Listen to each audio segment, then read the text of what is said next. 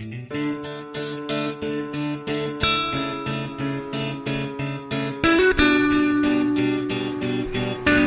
Morning बच्चों, आज हम आपको आपके second chapter the sound of music के पार्ट 2 के क्वेश्चन आंसर समझाएंगी। First question is, how did Aurangzeb ban the playing of pungi? औरंगजेब ने पुंगी के बजाने पर प्रतिबंध क्यों लगाया? Pungi was a reeded musical instrument. It produced shrill and unpleasant sound. Aurangzeb did not like it, so he banned its playing in his palace. पुंगी एक सरकंडे का वाद्य यंत्र था। यह अच्छी ना लगने वाली आवाज़ निकालता था। अनप्लीजेंट मतलब अच्छी ना लगने वाली। औरंगजेब ने इसे पसंद नहीं किया। औरंगजेब ने इसको पसंद नहीं किया और इसीलिए उसने इस पर महल में बजाने पर रोक लगा दिया। When did it playing in his palace? Next,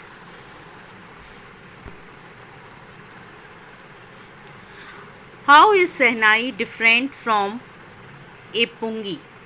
पुंगी से शहनाई किस प्रकार भिन्न होती है, अलग होती है? Both pungi and shehnais are made from a hollow stem. पुंगी और शहनाई दोनों ही खोखले तने से बनाई जाती है। लेकिन shehnai is made from a broader and longer one. लेकिन शहनाई जो है चौड़े, ब्रॉडर मीन्स चौड़े और बड़े तने से बनाई जाती है, जबकि शहनाई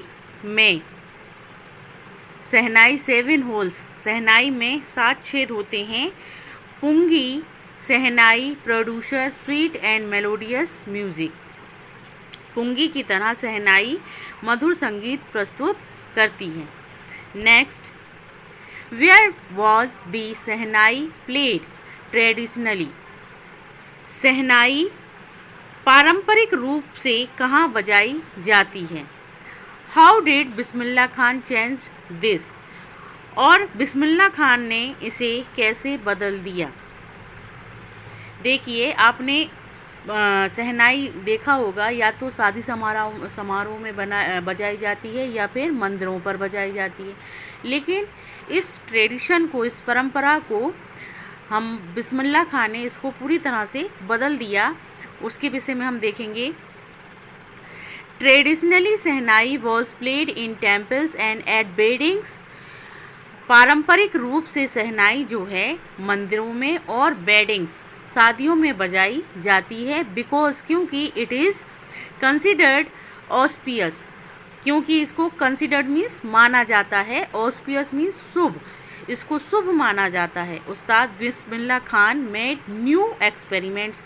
लेकिन उस्ताद बिस्मिल्लाह खान ने इस पर नया प्रयोग किया। एक्सपेरिमेंट मीन्स इस पर नया प्रयोग किया, इसको अलग से दर्शाया।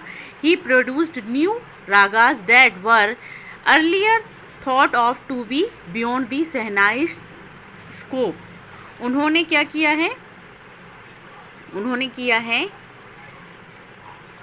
उस्ताद बिस्मिल्लाह खान ने नए राग जो है प्रस्तुत किए, जिनको पूर्व में शहनाई के क्षेत्र में अलग समझा गया। यानी शहनाई का जो स्कोप था, जो एरिया था, जो क्षेत्र था, अब वो बहुत ही बड़ा हो गया।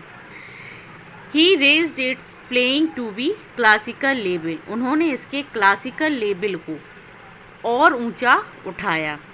अब लोग शहनाई को और अधिक पसंद करने लगे। Next, When and how did Bismillah Khan get his big break?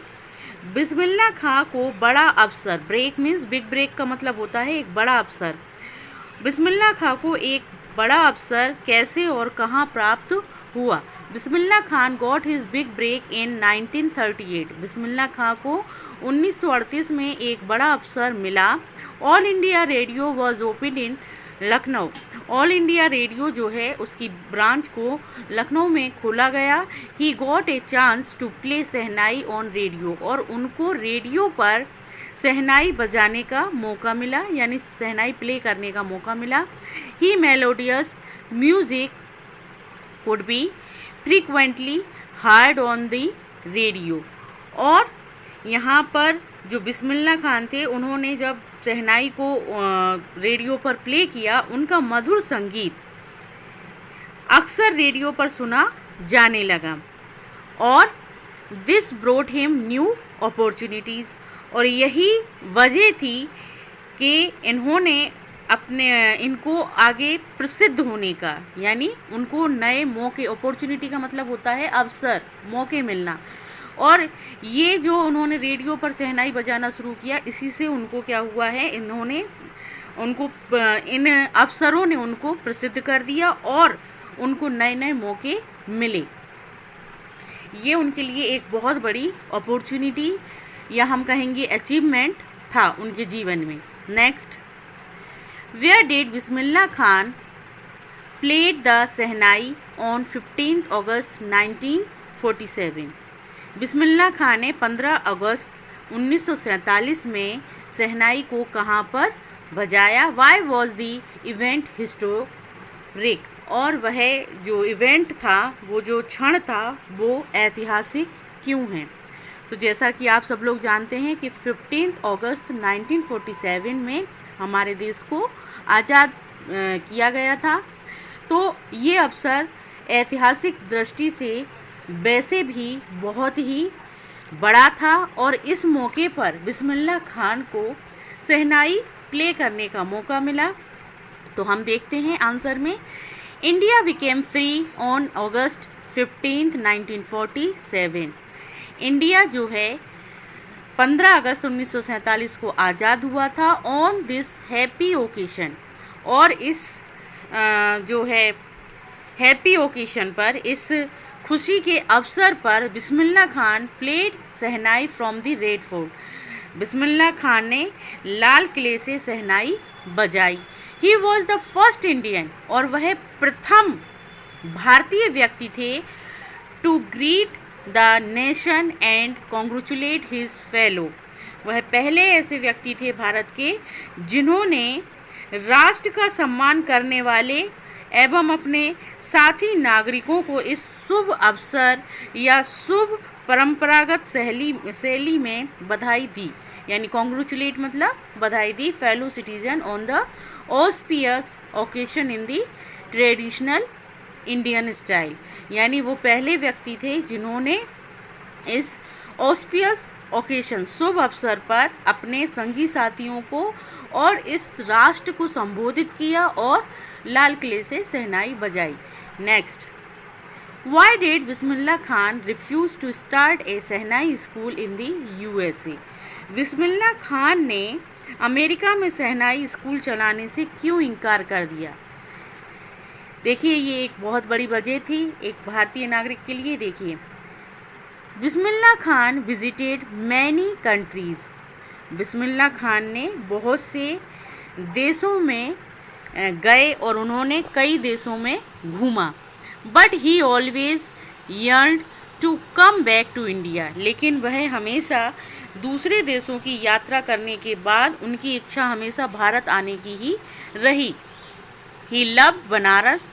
वह बनारस से प्यार करते थे। द गंगा, गंगा से प्यार करते थे। द टेम्पल्स, और मंदिरों से प्यार करते थे।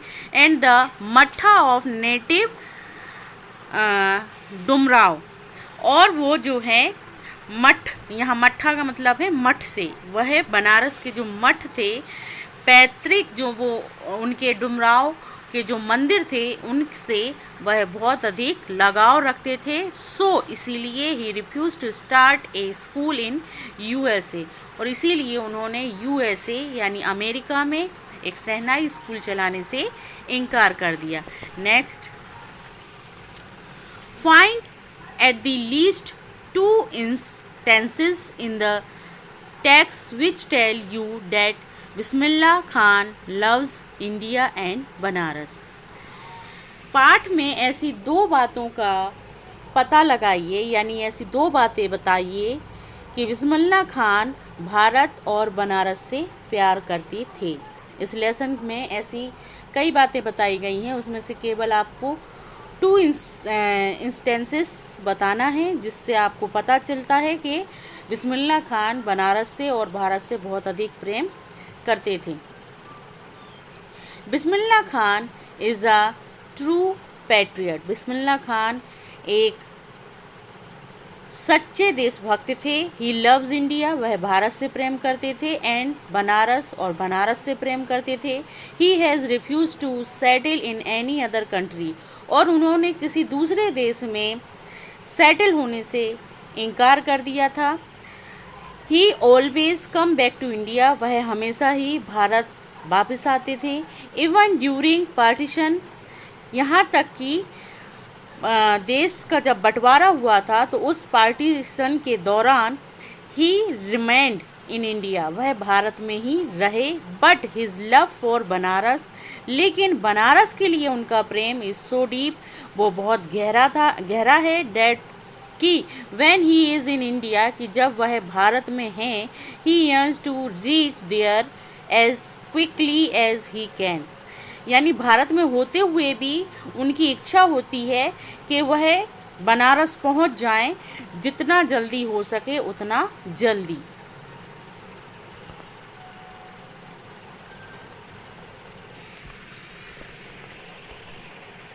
Okay, thank you.